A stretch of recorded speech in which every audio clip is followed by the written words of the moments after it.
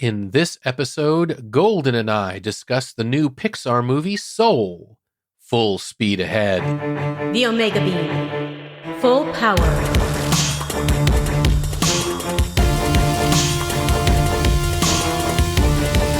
Welcome to the Omega Beam number 109.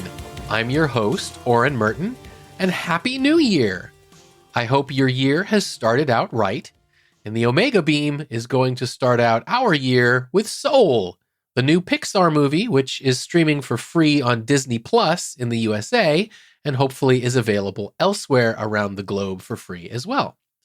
We aren't going to reveal much about the movie, definitely not more than you'll get out of the trailer, so if you have watched it or haven't, don't worry, we've got you covered.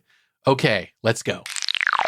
I am here with Golden to talk about the new Pixar film Soul that was released on Disney Plus on Christmas Day. So what did you think? Overall, I really enjoyed it. I thought the overall storyline, the characters, everything flowed very nicely. It wasn't as much of a wow, oh my gosh, as Onward for me. Mm-hmm. But it was definitely would have been worth the price of admission to a theater. A friend of mine put it this way, and I think he was right, that Pixar movies obviously they began in a big way on the big screen with Toy Story. They began as movies for kids that adults could also enjoy. They've become a lot more adult in the sense that Soul is ultimately about a man who's kind of having a midlife crisis, if you will. That isn't necessarily something that a young child could identify with. Now, they make it child-friendly pretty quickly, but this definitely starts off as a more adult theme than, I think, many of the Pixar movies. And you know that music is going to play a big part Huge part. Into the movie. We beat it about, I don't know, wasn't even maybe 5 minutes into the movie, and you were like, this really sounds like Trent Reznor and Atticus Ross. And I looked it up and confirmed that you had that correct. I know my musical heroes. Yeah, it's interesting because for those of you who aren't as into scores as we are, if you liked the music to Watchmen, which we talked about on the Omega Beam, then you know the sound, the song structures, etc. that Trent Reznor and Atticus Ross come up with. Now that is a way edgier soundtrack than the soundtrack to Soul, but a lot of the chord structures, the kind of atmosphere, broodingness, how the music ties in with the scenes. How the music moves the story. Yes. It's very similar, and it works incredibly well. A friend of mine who's a collaborator in my own musical projects said that he thought it was a really interesting choice because you don't think of Trent Reznor, who obviously was for decades the Nine Inch Nails industrial rock band and has been doing also some soundtracks recently that have generally been edgy. He does not come across as someone you think of as a Pixar movie scorer. And yet, it worked. It really worked for this movie. Yeah, I'm trying to remember the name of the character that was doing the accounting.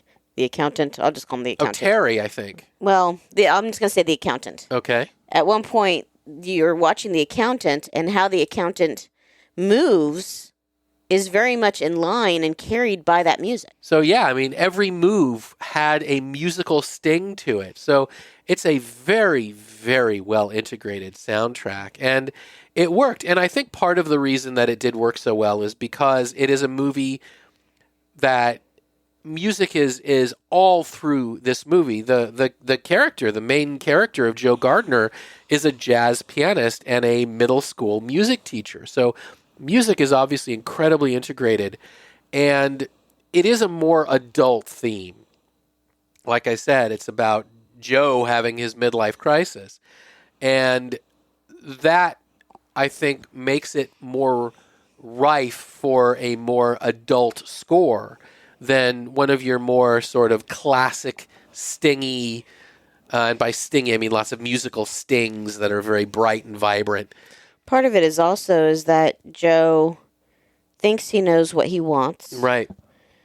And it takes a different perspective. Right. To really help him see what it is that he has and what he wants. Exactly. And of course, they have to bring the kids into it as well. So his partner for much of the movie is named 22.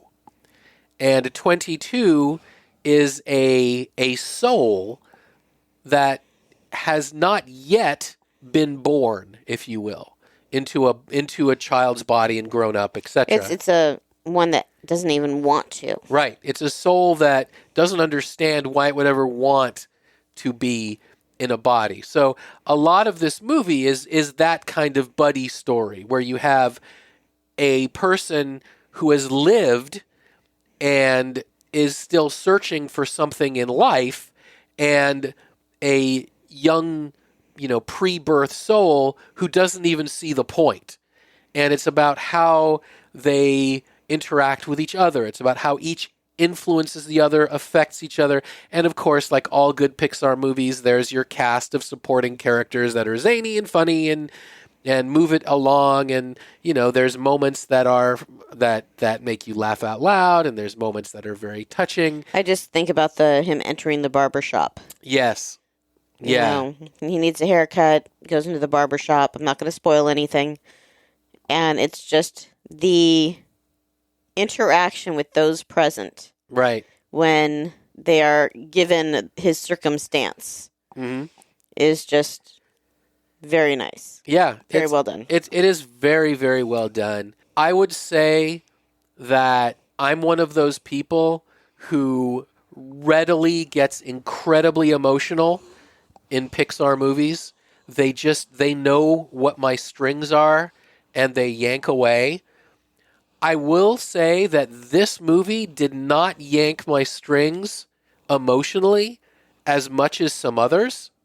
Yeah. It kind of kept me at a little bit of a distance, and that doesn't mean I didn't enjoy it, but that means where something like Onward or Finding Nemo or WALL-E had me just in tears throughout the whole thing, this one I more just sort of sat back and just enjoyed. I think the animation is, of course, excellent. Pixar obviously has that down. I liked the fact that they mixed styles, kind of in the way that Into the Spider-Verse mixed styles, that you're used to Pixar being, though each movie has its own style, they're all very much CGI, 3D, etc. But this one mixed sort of two-dimensional line drawings with the 3D animation, and they were different characters that represented the different things that were being animated, and each style of animation was used for a different kind of being. And I think it worked really well as a way to sort of separate sort of the more supernatural, if you will, beings with the more earthly beings and things like that. So I think the different styles of animation were really good. The voice acting was really good. The music, of course, we've already talked about. A movie like this, very heavy in music. I have to say that a lot of my musician friends have been responding incredibly positively to this movie. If you like Pixar movies, then this is definitely a good one that you will enjoy checking out. And if you've got Disney Plus, it's free. This isn't like Mulan where you had to pay for it. I would have paid for it, though. Yeah. I would have. But would you have paid $30 for it, which is what they asked for Mulan? I don't know if I would pay $30 for it, but I'd pay for it. If it was $20? Yeah. Yeah, definitely. Yeah. I would have, $20 is what you pay for to buy it on iTunes or something. I would definitely pay that. Absolutely. Yeah, I had an issue with paying $30 for Mulan, which is why I didn't. Yeah. Well, it's not that particular movie as a whole. I can't say that I'm all that thrilled about paying for, but yeah, $30 for that was a little much. And ironically, as I think we talked about on previous episodes, some movies, like if if HBO Max had made Wonder Woman 1984 a $30 movie, we would have paid it. Oh, yeah.